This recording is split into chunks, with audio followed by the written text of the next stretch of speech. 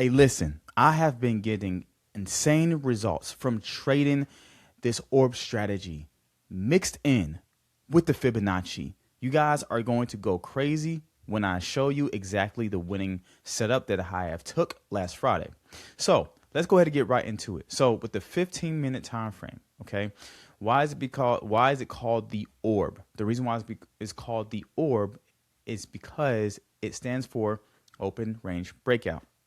What I do is I wait for the 15-minute candle to form between the 9:30 and the 9:45, which is this bad boy right here. This 15-minute candle makes up of the 9:30 and the 9:45 breakout. Okay, so now that we got this out the way, if you do not know the simplicity of the orb strategy, go back to my last video, which I will have it linked in the description, and make sure that you watch this. But this one is the simple orb strategy mixed in with the Fibonacci retracement. All right. So we're going to mark up these levels right here. So after we mark up these levels, what do? We go to the 5-minute time frame. OK, and we wait for the breakout of the orb and the retest to this line, reject, and then we get in for sales, and vice versa for buys. Now, I want to make clear that it's not always going to retest this line. And this is where the Fibonacci retracement comes in. However, in this setup, it did retrace to the line, but it also retraced to a certain key level of the Fibonacci. So let's go ahead and proceed. You see that we have a breakout on a 5-minute time frame. Now, you can use this for the 5-minute, the 15, or the 30-minute time frame. I like to use the 5-minute time frame because I like to catch the entries off the 5-minute. It's way more cleaner and is clearer for me. You can also do it on the 1 minute if you want to. However, I do not teach the 1-minute orb strategy, so I will go elsewhere for that. So here's the thing. Some traders notice that this is a large candle. 9 times out of 10, you want a retest to this level, reject, and then an entry back down. However, number one, sometimes that does not happen. And number two, sometimes the candle is so large that you will probably speculate if it comes back up, it might reverse. This is where the Fibonacci retracement comes in. So what I do is after the breakout, all right, after 9:45 and the 5-minute breakout and the candle closes below the orb level, I then mark up the highs and the lows of this level. This is a particular trade that I won, and it was a very beautiful trade. And I'm going to show you exactly where to enter, what stop loss to use, okay?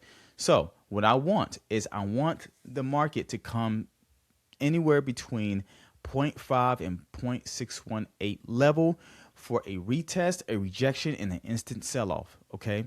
Number one, you can enter aggressively if you want to. I usually enter aggressively when I see a hard rejection. Number two, you can enter at the break of the candle. Okay, if you want to see a rejection and then you want to see the candle break the previous low, you can also do that, all right, to be on the safe side. Or number three, you can wait for the rejection, the break of the candle, and the close of the candle, and then enter in, okay? You don't have any particular requirements of your entry as long as your entries feel comfortable for you after the market has retested the orb, okay? Now notice this. The orb level is right at the 0.618 level, which makes this trade a lot more stronger, okay, for sales, continuation. So what we do is we wait for the retest, and I'm going to show you exactly what I ended up doing when I saw this trade set up, all right? So the other question is, what happens if it passes this level? If it comes to test 0.78 or 0.88, that's totally fine as well. As long as it rejects at any of these areas, even if it rejects at 0.382, you just choose for yourself. As half of the gap that's being filled, that's totally fine. Okay. What I look for is a hard rejection. Now, here's the thing. When you enter aggressively, you have more of a risk to reward with your stop loss because you're getting in at a premium discount. When you wait for a rejection and then enter later for, safety confirmation because you don't want to get faked out, that's totally fine too. Just know if you put your stop loss above this candle, it might come up, tag this up, and hit you out. So you have to back test and make sure that whatever you see fits best for you, you put that into play. All right. Now, on this particular trade setup, it did retest, but it happened so fast that I was not able to catch this.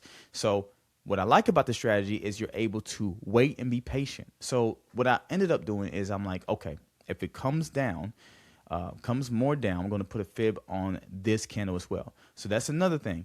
If it comes down a lot more and it creates a large wick, you can also put a Fibonacci on that candle as well. However, because I believe that NASDAQ has some filling to do, I said I'm just going to be patient and wait for it to come back to these levels to retest. So let's see what happens.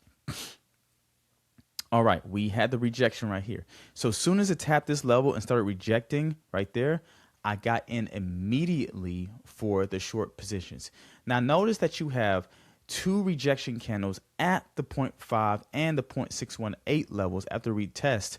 And notice that you are seeing nothing but bear confirmation. Trust and believe the market will want to get you out. Trust and believe the market is wanting to FOMO you out. So if you see it push up, don't be afraid. Put your stop loss in a safe place and let it ride. Okay, that's why you put your stop loss there for a reason. So here's two things. You could put your stop loss here at this red line. Or for me, I wanted it to be above this candle because I wanted to be at the safety net. Okay, you can put it above this candle. Now, if the stop loss is too large for you, make sure that your contracts are low. Okay, don't try to over leverage and then all of a sudden you see yourself in big red. All right, make sure that your contract size is correct. Okay, so if you have a bigger stop loss and you don't like the stop loss size and your contracts is larger than usual, then dumb it down and decrease your contract size. Okay, and you'll be totally fine. And if you end up getting in right here as it comes down, then you're totally fine. You leave your contracts as it is because your stop loss is more than likely going to be above this levels.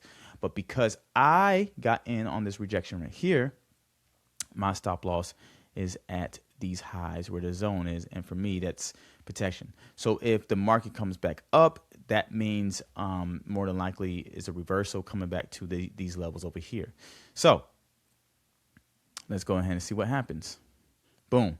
I ended up hitting take profit right here. So I held all the way down here. Now, mind you, I was on an evaluation and I ended up making $1,200 off this trade. I had 6 contracts in.